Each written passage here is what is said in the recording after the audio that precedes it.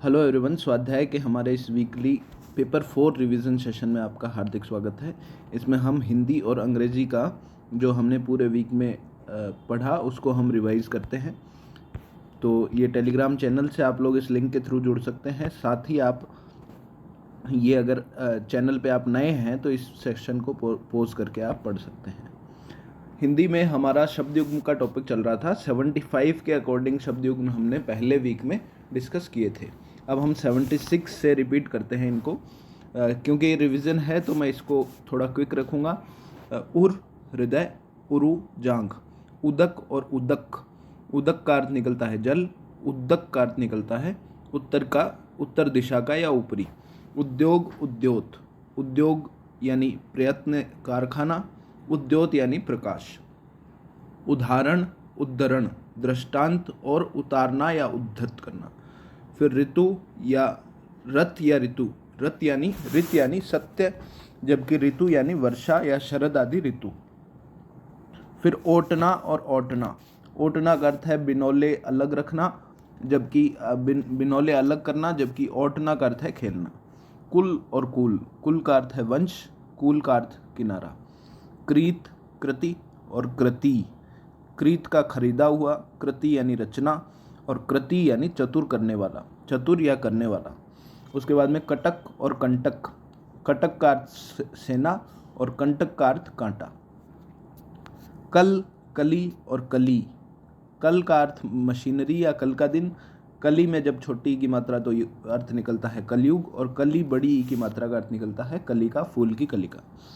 उसके बाद में कामुक और कारमुक, कामुक का अर्थ निकलता है कामी व्यक्ति, कारमुक का अर्थ निकलता है धनुष। कल्पना और कल्पना, कल्पना यानी कृत्रिम विचार और कल्पना यानी दुखी रहना। उसके बाद है कान और कानी, कर्ण, कान यानी कर्ण, कानी यानी मर्यादा।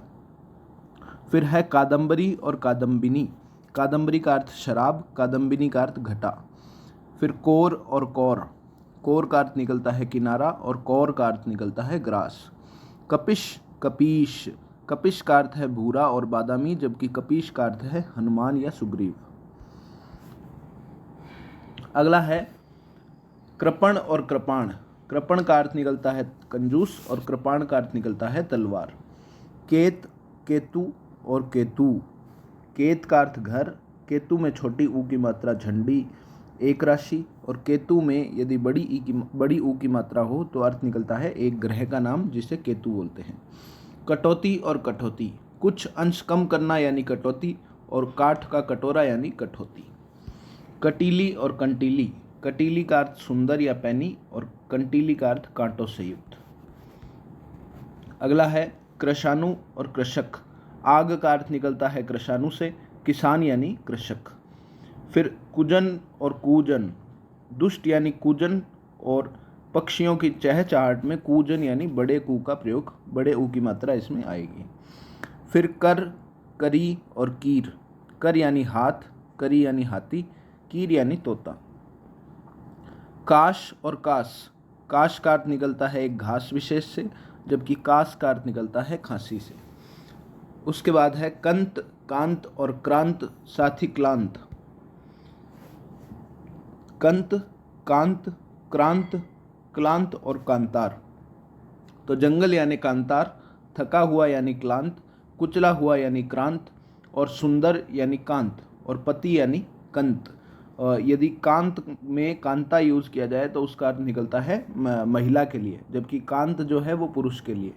यदि हम देखें एग्जाम्पल तो इसमें रवि कांत यानी जो रवि सुंदर है, और जबकि रवि कांता यदि इसमें यूज़ किया जाए तो वो एक महिला के लिए यूज़ किया जाएगा। अगला है कथा और कंथा, कथा यानी कहानी, कंथा यानी गुदड़ी। फिर कुंज और कंज, कंज यानी कमल, कुंज यानी पेड़ का समूह, लता मंडप इत्यादि। इसके बाद में कांति, क्रांति और क्लांति, क्लांति अभी हमने पढ़ा थकावट, शीघ्र परिवर्तन को बोलते हैं क्रांति, और चमक को बोलते हैं कांति। अगला है कुलाल और कलाल, कुम्हार से अर्थ निकलता है कुलाल से, जबकि कलाल का अर्थ निकलता है शराब विक्रेता से, शराब विक्रेता या शराब बनाने वाला। फिर काष्ठ, लकड़ी, काष्ठा दिशा या सीमा, काष्ठ का हुआ लकड़ी, काष्ठा यानी दिशा या सीमा। अगला है कदन और क्रंदन।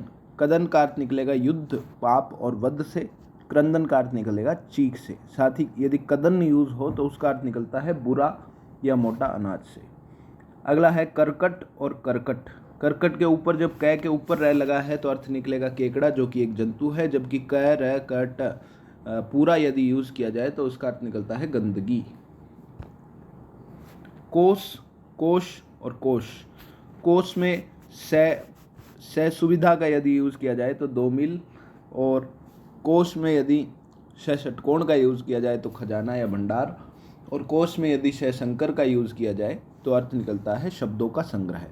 क्षति और क्षिति। क्षति का अर्थ निकलता है हानि और क्षिति का अर्थ निकलता है पृथ्वी। क्षमा और क्षमा।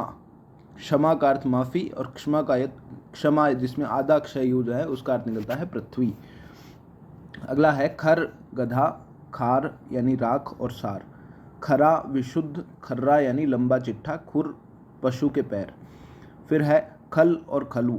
खल का अर्थ है दुष्ट, खलु का अर्थ है निश्चित रूप से। फिर है ग्रह और नक्षत्र, ग्रह यानी नक्षत्र और गृह यानी घर। फिर गर्म यानी तप्त और घर्म यानी धूप।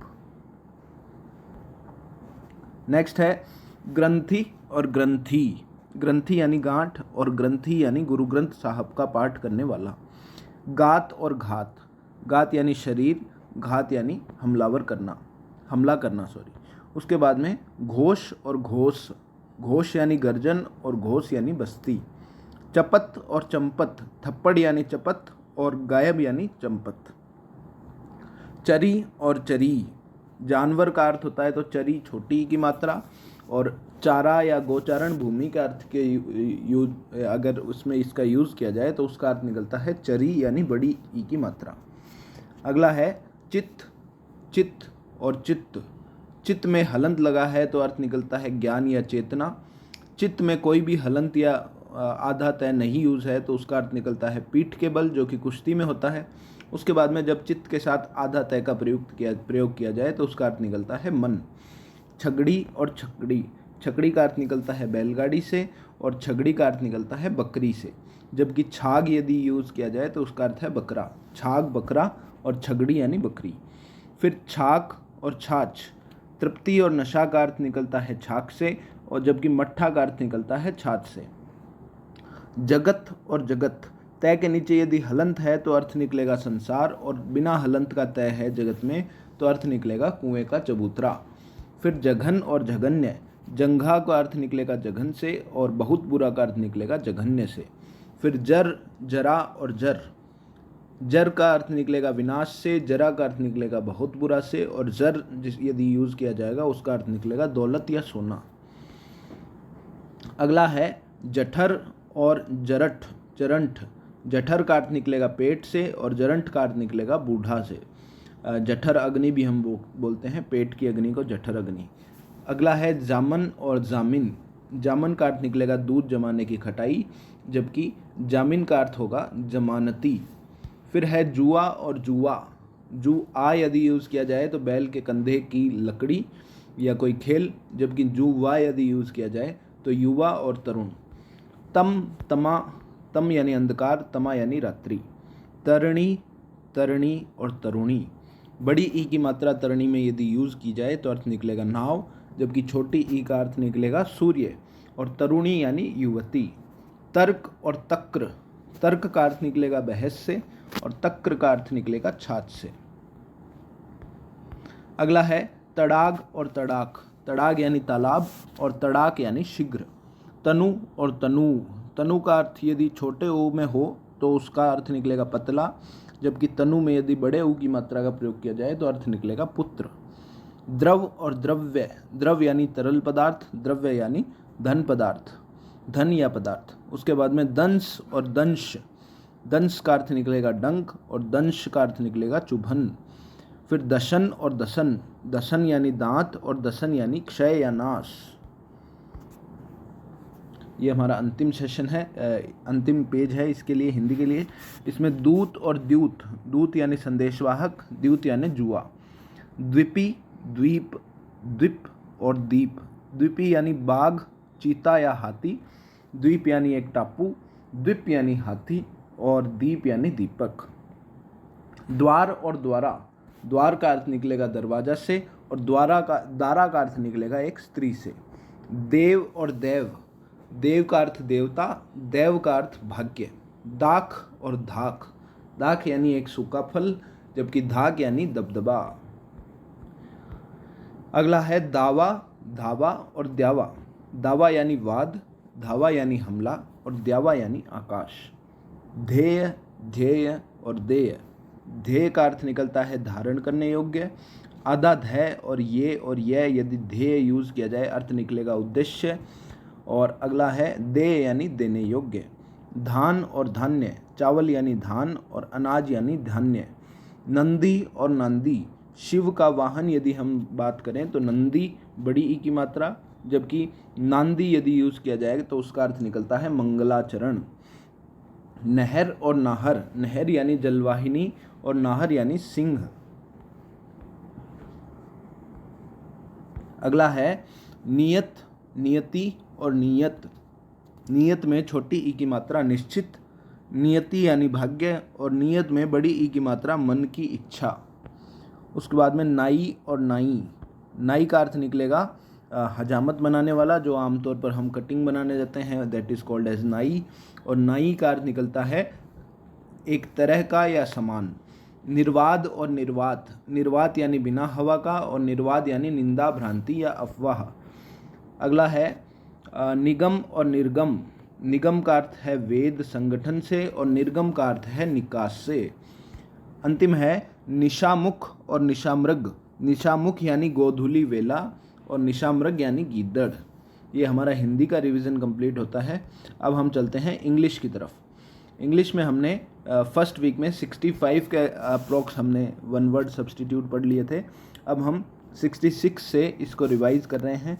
अ man of unusual habits is called as eccentric यानी विलक्षण व्यक्ति। शॉर्ट लिव्ड यानी एफेर्मल, अल्पकालिक। फिर है to strike obscene cause and offensive passages out of a book, that is called as expurgate. साफ सफाई या एडिटिंग करना किसी बुक की, किसी बुक में से कुछ पद्यांश या गद्यांश को एक्सट्रैक्ट करना या हटाना। उसके बाद में one who possesses the quality of a female is called as feminist, नारीवादी। One who is hard to please is called as fastidious, दुराराध्य। उसके बाद में one who is affected by excessive enthusiasm और religious subject that is called as fanatic, कट्टर जिसे हम बोलते हैं, बहुत ज़्यादा धर्म में विश्वास करने वाला, किसी चीज़ को मानने वाला। उसके बाद में one who maintains that all things happen by inevitable necessity, यानी कोई चीज़ पक्की किसी भाग्य के कारण हुई हो, ऐसे मानने वाले इज कॉल्ड एज फैटालिस्ट, भाग्यवादी। फिर to murder of a brother is called as fratricide, भातृहंता जिसे हम बोलते हैं। अगला है without any payments is called as gratis, निशुल्क। A medicine that kills germs is called as germicide, अंकुरनाशक। फिर living in herds is called as gregarious, सुसामाजिक जिसको बोलते हैं, जो समूह में रहते हैं, गुटों में रहते हैं, हर्ड्स में रहते हैं। उसके बाद one who talks too much is called as garrulous, बहुत ज़्यादा बातें करने वाला, बातूनी। उसके बाद में एलिमिनेटिंग और किलिंग ऑफ होल रेस, पूरे नस्ल का अंत करने वाला इज कॉल्ड एज जीनोसाइड, नरसंहार जिसे बोलते हैं। फिर है one who is well acquainted with the science of female elements is called as gynaecologist, प्रसूति शास्त्री। फिर है सोल्जर्स इन अ फोर्ट्रेस, गैरिसन्स यानी किले में जो सेना उपलब्ध होती है उसको बोलते हैं गैरिसन। अगला है person selling spices, drug, fruits etceteras is called as grocer, जिसे हम बनिया बोलते हैं। Animal which feed on grasses is called as graminivorous, ऐसे जानवर जो घास खाते हैं इज कॉल्ड एज ग्रेमिनीवोरस। फिर है one who eats too much या to excess is called as glutton, भुक्कड़, पेटू। फिर है मर्डर और murderer of a man is called as homicide, मानव हत्या। अगला है work for which no salary is paid is called as honorary, अवैतनिक, ऐसा काम जिसके लिए हमें वेतन नहीं दिया गया हो, अलग से ऑनरेरियम दिया जाता है इसमें। जैसे हम कोई गवर्नमेंट जॉब कर रहे हैं तो उसमें हमें दैनिक रूप से जो काम का पैसा मिलता है उसको सैलरी बोला जाता है। यदि कोई विशेष काम, जैसे एक टीचर से यदि इलेक्शन में ड्यूटी लगवाई गई तो उस इलेक्शन ड्यूटी के लिए उसे वेतन नहीं मिलेगा, उसे उसके लिए मिलेगा ऑनरेरियम, अवैतनिक, जिसको हम बोलते हैं। फिर है one who is fond of entertaining is called as hospitable, मेहमान नवाज, a word which agrees with another in pronunciation and perhaps also in spelling but is different from in connotation is called as homonym, यानी समनाम, एक जैसे नाम वाले। फिर है one who has exaggerated anxiety about one's health is called as hypochondriac, रोग भ्रमी, यानी किसी को रोग के भ्रम के बारे में ज़्यादा संदेह रहना है, उसको बोलते हैं हाइपोकॉन्ड्रियाक। अगला है ignorant unlettered is called as अनपढ़, इलिटरेट। फिर है that which can not be believed is called as incredible, अविश्वसनीय। अगला है who makes attacks upon beliefs, ऐसा जो धारणाओं पर या प्रतिमाओं पर अटैक करता है इज कॉल्ड एज आइकोनोक्लास्ट, प्रतिमा ध्वंसक। फिर incapable of being moved by force is called as impregnable, अभेद्य, जिसको हम बोलते हैं। फिर है something that is not believable is called as improbable, असंभव। Which can not be corrected और amended is called as incorrigible, असंशोधनीय, जिसे हम बोलते हैं। फिर है incapable of being fatigued, untiring, यानी अथक जैसी कोई चीज़ हो, काम लगातार किए जाना, इज कॉल्ड एज इनडिफेटिजेबल। फिर है इनकैपेबल ऑफ बीइंग अफेक्टेड और cancelled is called as indelible, अमिट, जिसे हम बोलते हैं। One who is too firm and determined not to yield is called as inexorable, निष्ठुर, जिसे हम बोलते हैं। नेक्स्ट है नॉट कैपेबल ऑफ एरिंग और फॉलिंग इनटू एरर, अचूक होना, यानी किसी में कोई चूक ना होना, इज कॉल्ड एज इनफॉलेबल। फिर है that which is harmless is called as innocuous, INNOCUOUS, innocuous, अहानिकर। फिर है that which comes at wrong time is called as inopportune, बेवक्त कोई चीज़ होना। फिर that which can not be defeated is called as invincible, अजेय। फिर इनकेपेबल ऑफ बीइंग वाउंडेड और या able to repay all arguments is called as अभेद्य, जिसको हम बोलते हैं invulnerable. That which is contrary to law is called as illegal, गैर कानूनी, कानून के विपरीत होना। फिर one who can not pay off his debts, Vijay Mallya, that is called as insolvent, दिवालिया। That which can not be moved, immobile, स्थिर। और that which can not be pass through is called as impassable, अगम्य। That which can not be sold is called as insoluble, अघुलनशील। That which can not be made good और repaired is called as irreparable, अप्रतिकार्य। One who worships idols is called as idolater, मूर्ति पूजक। The murder of new born infant is called as infanticide, भ्रूण हत्या। One who gets angry at once is called as irritable, चिड़चिड़ा। Free from blame is called as irreproachable, पहुँच से बाहर का। फिर है that which can not be satisfied is called as insatiable, असंतुष्ट। अगला है that which can not be consumed by fire is called as incombustible, अग्निरोधक, जिसे हम बोलते हैं इनकम्बस्टाइबल। फिर है that which is not subject to death is called as immortal, अमर। फिर है that which is endless is called as interminable, अनंत। That which can not be refuted और आंसर्ड, इररिफ्यूटेबल, अखंडनीय।